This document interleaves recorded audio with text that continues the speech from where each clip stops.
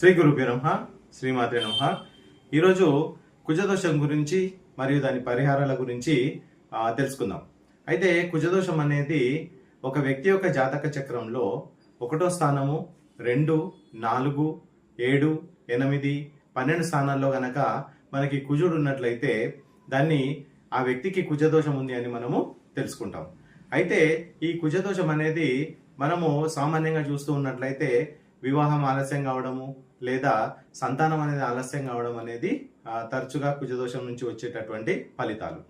అయితే ఈ కుజదోషానికి పరిహారాలు ఏ విధంగా చేసుకోవాలి అంటే, కుజునికి ఆరాధ్య దైవమైనటువంటి సుబ్రహ్మణ్య స్వామికి పూజించడము, మంగళవారము మనము ఈ సుబ్రహ్మణ్య స్వామికి పూజలు జరిపించడము. అంటే ఒక 7 మంగళవారాలు సుబ్రహ్మణ్య స్వామిని ఆరాధించడము, మరియు ఒక 7 ప్రదక్షిణలు అక్కడ మీరు సుబ్రహ్మణ్య స్వామి దేవాలయానికి వెళ్ళినప్పుడు, మీకు దగ్గరలో ఉన్నటువంటి దేవాలయానికి వెళ్ళినప్పుడు ఒక 7 ప్రదక్షిణలు ప్రతి మంగళవారము చేయడము.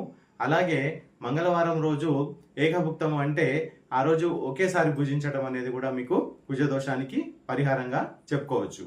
అయితే ఈ కుజదోషం ఉన్న వాళ్ళు కొద్దిగా ఉద్రేకానికి ఎక్కువగా లోనేటటువంటి వ్యక్తులుగా చూస్తూ ఉంటాము. వీరికి కోపము, ఆవేశము కొంచెము ఎక్కువగా ఉంటూ ఉంటాయి. అయితే వీరు ఈ యొక్క సుబ్రహ్మణ్య స్వామిని ఆరాధించడం వల్ల ఆ యొక్క కోపము మరియు రక్తానికి సంబంధించిన ఏవైనా వీరికి చిన్నటువంటి ఏవైనా వ్యాధులాగా వచ్చినట్టయితే అవి కూడా తొందరగా తగ్గిపోయే అవకాశాలు కనిపిస్తూ ఉంటాయి. అయితే మీకు కుజదోషం కానీ లేదా తరచూ యాక్సిడెంట్లు కానీ జరుగుతూ ఉన్నట్లయితే మీరు 6 నెలలకు కానీ సంవత్సరానికి కానీ ఒకసారి రక్తాన్ని దానం చేయడం కూడా ఈ కుజదోషానికి సంబంధించిన పరిహారంగా తీసుకోవచ్చు.